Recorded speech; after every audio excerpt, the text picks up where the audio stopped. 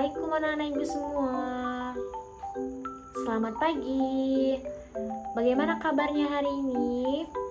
Alhamdulillah, luar biasa. Allahu Akbar. Sebelum belajar, marilah kita membaca doa terlebih dahulu. Doa dimulai. Doa selesai. Baiklah anak-anak, hari ini kita masuk ke pembelajaran tema 3 makanan sehat, subtema 3 pentingnya menjaga asupan makanan. Hari ini ibu akan menjelaskan tentang organ pencernaan dan fungsinya pada hewan dan manusia serta memelihara kesehatan organ pencernaan pada manusia. Jadi anak-anak semua udah ada yang tahu apa itu sistem pencernaan pada manusia. Sistem pencernaan pada manusia merupakan serangkaian jaringan organ yang memiliki fungsi untuk mencerna makanan, dan makanan-makanan tersebut akan diproses secara mekanik ataupun secara kimia. Pencernaan secara mekanik yaitu pencernaan yang terjadi di dalam lambung yang melibatkan gerakan fisik dalam tubuh. Organ pencernaan manusia antara lain ada mulut, kerongkongan, lambung, usus halus, usus besar, dan yang terakhir ada anus. Apa itu mulut? Mulut merupakan tempat berawalnya sistem pencernaan manusia. Dan di dalam rongga mulut, makanan mengalami pencernaan secara mekanik, dibantu oleh gigi manusia. Dan secara kimiawi, dibantu air liur atau ludah. Air liur ini membasahi makanan sehingga lebih lembut dan mudah untuk ditelan.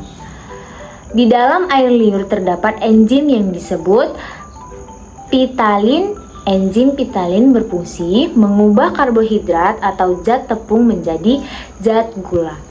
Selanjutnya setelah melalui mulut, makanan tersebut akan melalui kerongkongan. Kerongkongan disebut juga esofagus. Di kerongkongan terdapat katup yang terbentuk dari otot menyerupai cincin yang dapat membuka dan menutup kedua katup tersebut.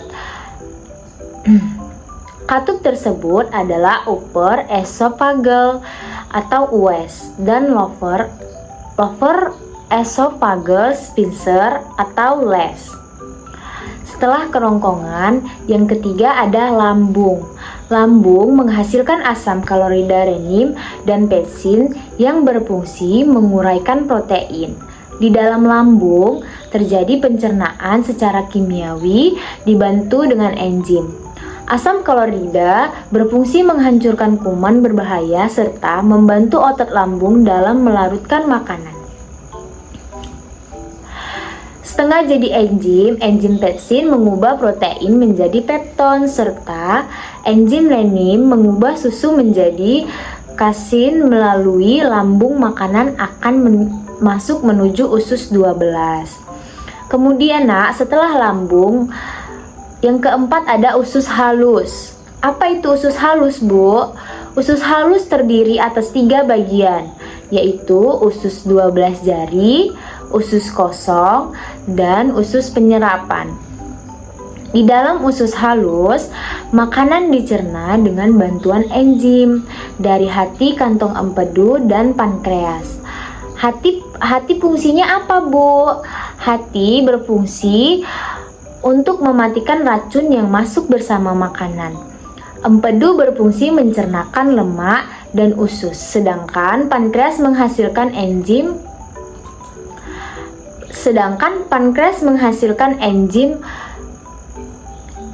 amilase, lipase, dan tripsin yang dapat berfungsi mempercepat hancurnya makanan. Usus halus sendiri berfungsi menyerap sari-sari makanan yang merupakan sumber energi bagi tubuh. Sisanya menyerap limbah disalurkan menuju usus besar.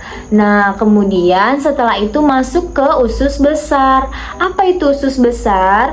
Usus besar berfungsi mengatur kadar air dalam fases atau sisa makanan, melepas garam-garam yang berlebihan di dalam darah. dan menyimpan sementara sisa makanan sebelum dikeluarkan melalui dubur atau anus.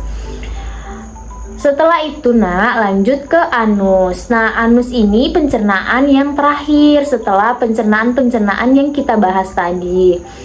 Anus, apa itu anus? Proses pengeluaran sisa-sisa makanan yang sudah tidak diperlukan melalui organ anus. Anus adalah jalan pembuangan sisa makanan yang tidak terpakai oleh tubuh dan gas-gas yang berbau disebut tinja. Baiklah anak-anak, sampai di sini sudah paham apa yang Ibu sampaikan tadi mengenai pencernaan pada manusia? Ada yang mau ditanya? Tidak, berarti anak-anak Ibu semua sudah paham ya. Kemudian, untuk menjaga pencernaan kita agar tetap sehat, kita harus menjaga pola makan yang sehat. Mengapa kita harus menjaga pola makan yang sehat, Bu? Karena menjaga pola makan yang sehat akan memberikan tubuh energi untuk beraktivitas serta zat gizi untuk menjalankan berbagai fungsinya. Sebaliknya, pola makan yang tidak sehat bisa saja menyebabkan masalah pencernaan pada manusia, membuat berat badan naik, membuat berat badan turun, dan meningkatkan resiko penyakit. Terutama yang paling penting dan yang paling sering terjadi ketika kita tidak menjaga pola makan yang sehat adalah sakit perut. Kemudian ada beberapa tips untuk menjaga pola makan yang sehat. Yang pertama, kita dapat memilih makanan dari berbagai kelompok yang kaya akan nutrisi.